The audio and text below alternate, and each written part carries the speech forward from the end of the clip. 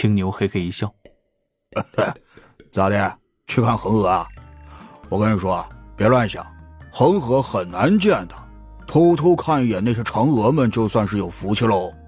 哼！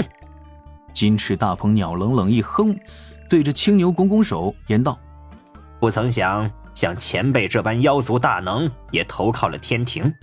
说完，身形化作了一团金光，在天边拉出了一条浅浅的金线，避开着青牛，急急飞远。青牛骂道：你这将军咋还骂牛呢？你他娘的才是妖族！金翅大鹏鸟听着渐渐被落在身后的骂声，嘴角微微一撇，把这当成了那牛妖最后一点遮羞布。不对，好像太上老君的坐骑也是牛。心底刚刚泛起这般想法，金翅大鹏鸟的身形再次顿住。他已经是在两重天交汇的云层之中见到了那悬浮的路牌。这路牌有2个木质的箭头，都是斜向上，一个指向西北，一个指向东北。指向西北的木牌标注着一行字：通往太阴星；指向东北的木牌则标注着通往天罚殿。金翅大鹏鸟剑眉一皱，顿时发现这问题并不简单呐！好厉害的水神啊，竟在此地用祸心之法。金翅大鹏鸟又一次露出微笑，想起了自己来时众西方教圣人弟子所叮嘱的话语：什么水神奸诈无比，定要小心；水神专注对手之心，不要多想，一路莽过去，都是废话。若是普通鸟到了此地，定是要反其道而行之，走通往此地标注的天罚殿方向。若是聪明一点的鸟到了此地，就反其道而行之，就按木牌指引的方向前行。但我石凤之子，3界极速第一，洪荒异种金翅大鹏，如何会上这般当？这木牌纹路上新，墨迹未干，其上还残留着一缕淡淡的太清大道道韵，定是水神此前刚刚立下。答案只有一个，真正的路径只有一条。金翅大鹏鸟抬头看向了2只路标的夹角中间线，嘴角冷冷一笑，身形唰的一声就前冲，将路牌直接撞碎。这才是通往太阴星的。千里之外，云海翻腾。金翅大鹏鸟飞得太快，以至于反应不过来，突然就被一团云雾阻拦，就撞了上去。被天道之力反震，低头喷了一口血。前方的云雾被这一股横向冲击力吹散，显露出其后半透明的浅金色壁垒，天庭边缘的壁垒大阵，凤族粗话。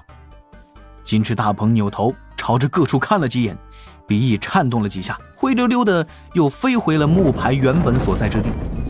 他思索许久，先是探查许久，最后还是朝着路牌上标注的太阴星方向而去。凌霄宝殿正中摆放的大铜镜，将此前的这一幕展示给了各位仙神，也不知是哪位没有忍住，噗嗤一声笑了出来，整个大殿顿时充满了愉快的气息。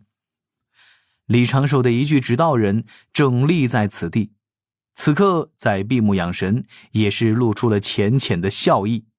片刻之后，有诈，必然有诈。不知不觉，金翅大鹏的警惕性被拉到了最高。这一路他近乎是毫无阻碍，此刻竟然已从第8重天的边缘摸到了太阴星的附近，已是能够直接望到在天幕上运转的大星。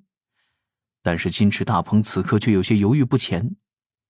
为何天庭没有半点防备？为何这一路颇多诡谲之处，甚至还有路牌为我引路？为何水神要故意撤走那3把神剑？很简单，水神是要在我麻痹大意时出手对付我，在我接近成功的前一瞬，心神放松时暴起发难。水神的所有算计都在这太阴星上。不，也不对，若让我闯到太阴星，水神就已算是输了一半。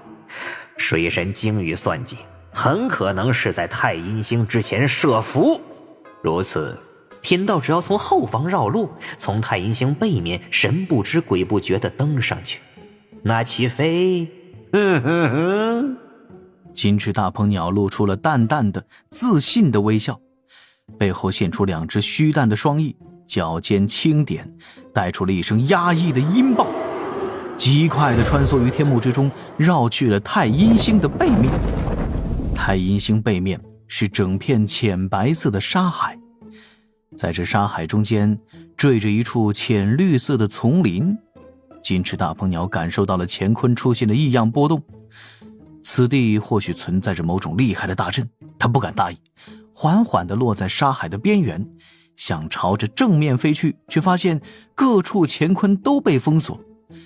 太阴星正面与背面隔着一层无形之墙，且有一股颇为危险的气息流转其上，唯有那一片丛林。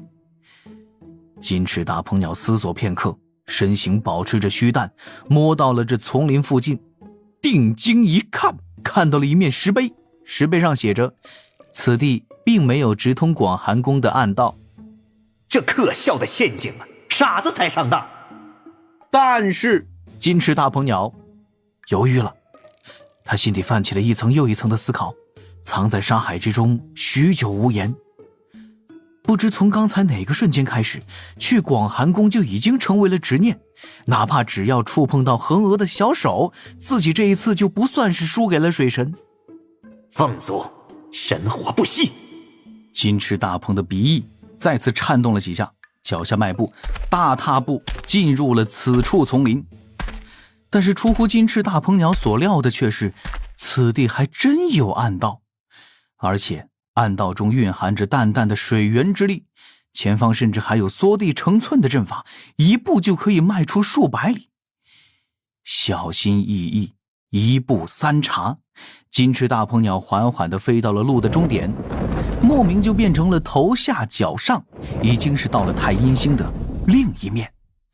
他调转身形，抬头看去，发现自己此时似乎在一口枯井中。外面应该就是重重包围了，但只有闯过去，我金翅大鹏鸟才能真正的扬名洪荒。冲！凤族秘法，准备就你。井上，金翅大鹏鸟停下身形，愣愣地站在半丈高的半空。舞榭歌台，曲径通幽，头顶是天盖一般的巨大树冠，周遭没有潜伏半个兵卫，各处没有任何的机关算计，反倒是四面围墙之外有一座坚固的大阵。林珠子乖乖，把门儿开，开呀开。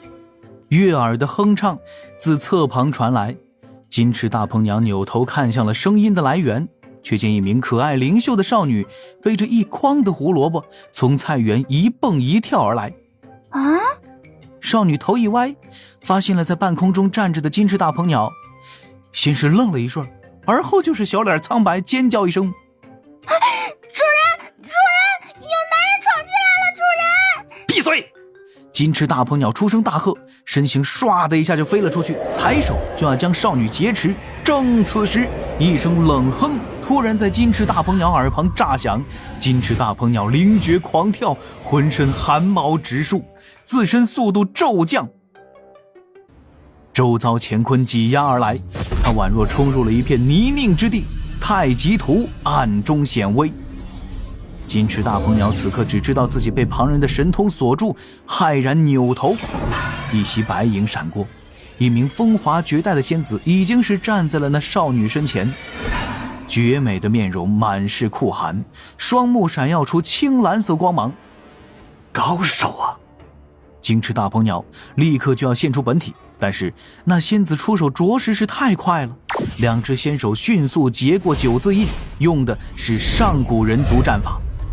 金翅大鹏此刻清晰地感觉到，岁月大道被这女子引动了一丝，哪怕是只有一丝，足以让金翅大鹏鸟心底掀起了惊涛骇浪。而金翅大鹏这一瞬急速完全被迫，前冲的速度如蜗牛，甚至本体都显不出来。仙子长发飘舞，面无表情的左掌前推，掌心绽放9只青白色光圈，将金翅大鹏近乎凝固的身形困缚。朕！金翅大鹏眼前发黑，元神被禁锢，道躯被锁死。原本已经出现在身周的金鹏虚影，被那9道青色光圈硬生生的勒散。仙子袖手一扬，袖袍摆动，被困成了粽子的金翅大鹏鸟飞过高墙，飞过自动打开一条缝隙的大阵，在浅草地上翻滚几周。一只大斧从侧旁而来，斧刃贴着金翅大鹏的耳边划过，斩落了他的一缕缕长发，插在草地中。金翅大鹏道心轻颤，又感觉到了一股高手的威压，且对方毫无保留地对自己展露着杀意。鹏鸟视线边缘，一名浑身肌肉鼓胀的壮汉迈步而来，双目之中充斥着血光。这壮汉沉声问：殿下，寡了还是燃了？墙内传来了一声冷冷的回答：煲汤。金翅大鹏不知道是被吓的还是被气的，直接就昏了过去。凌霄宝殿中，看着大铜镜中这一幕的众仙神天将，此刻尽皆失声。煲汤。浑身抽搐了几下，倒吊在一棵大树下的金翅大鹏鸟慢慢地睁开双眼，目中惊魂未定，眼底印着一棵老树干枯的树干。他仿佛做了一个恐怖的噩梦，梦中的天庭看似空无一物，自己意外顺利地冲到了广寒宫中，却被恒娥仙子一巴掌给抽飞了。3界第1美人，是个堪比圣人大弟子的高手。金翅大鹏鸟心底刚刚泛起这般念头，就发现自己此时是倒悬的状态，耳旁听到了噼里啪啦的火声，还有1、2说笑声。他浑身仙力被封禁，鸟状元神被9道青色光环禁锢，完全无法挪动半瞬。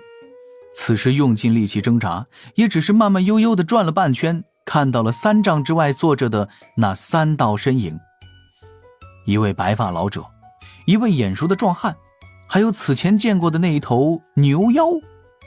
白发老者闻声看了过来，露出了慈祥的笑容。你醒了？金翅大鹏鸟愣愣地点点头，不知该如何回应。白发老者温声道：不用害怕，翅膀摘除的过程很顺利。金翅大鹏鸟当头一懵，侧旁那壮汉和牛妖扭过头来，每个人手中抓着一只大号的烤翅，对金翅大鹏鸟微微一笑：味道不错。十分劲道。金翅大鹏鸟只觉得心底一片的冰凉，面色无比悲愤，当场就要怒骂，却又觉得无比困顿，一仰头喷了口血，再次气昏了过去。李长寿纳闷：这家伙真的就不探查一下自己了吗？吴刚笑道：西方教从哪儿搞来的这般极品？青牛啃了一口烤的灵鸟翅，赞叹道：确实劲道啊，这灵鸟翅没想到比腿肉还好吃。李长寿摇头轻笑：总算确定他姐姐为什么会说可以直接打杀了，留着也没用，只管给凤族惹祸，还不如杀了。要不你再收个坐骑？这东西的急速确实厉害，进入天庭到现在都没显露出本体，说不定本体飞速比起鲲鹏也差不了多少。若是能达到那般速度，天地间也是少有了。坐骑也讲究一个灵性，就这憨皮，算了吧。李长寿却是微微心动，坐在那儿一阵思索。收坐骑肯定不合适，毕竟金翅大鹏鸟乃孔宣之地，我打杀了他，跟将他收作坐骑完全是两个性质啊。必须考虑孔宣的感受，毕竟是老师钦点的大师嫂嘛。那让金翅大鹏鸟为己方所用，且在关键时刻发挥急速，捎带我们一程，嘿嘿嘿，孔宣大姐头应该不会介意的吧？但是想收服这个货确实是有些麻烦呐。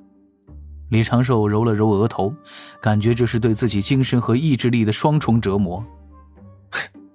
熬呗，凤族又如何？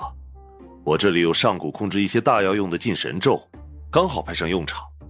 李长寿沉吟几声，闭上双眼，太极图在他左手掌心缓缓显露真形，他已经开始跟太极图交流了。金翅大鹏鸟这种脾性，用一个字形容就是憨，3个字形容那就是特别憨。自作聪明，明目张胆，胆大包天，心气儿特别高，本领也有一点，命中谁都不服，就是要人好言好语的捧着，捧舒服了干啥都行。想要驯服这种脾性的金翅大鹏鸟，当真是比养了这家伙还要难100倍。也不是没有办法，上辈子呢就听人说起过熬鹰之事，原理倒是互通的。如果折腾不死，那就往死里折腾。当然了，这还要搭配一些心理辅导，渐渐的引导，最终将金翅大鹏鸟的心气儿消磨掉，更改他骨子里的自命不凡。李长寿轻轻呼了一口气，低声道：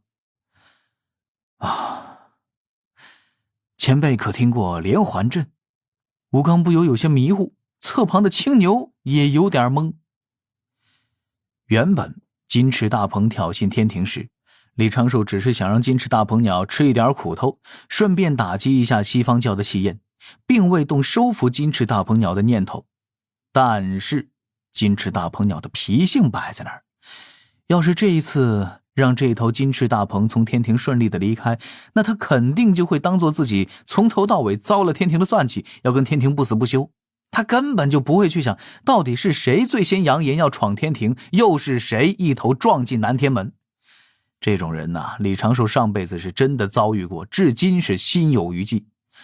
故这一次要么是彻底收服，要么就废了这金翅大鹏鸟，给凤族留个种。说做就做。李长寿先与青牛吴刚商量一番，又去天庭各处奔走忙碌，先得玉帝应允，再得木公支持，而后召集数百天庭仙神，汇聚于地方最宽敞的第4重天。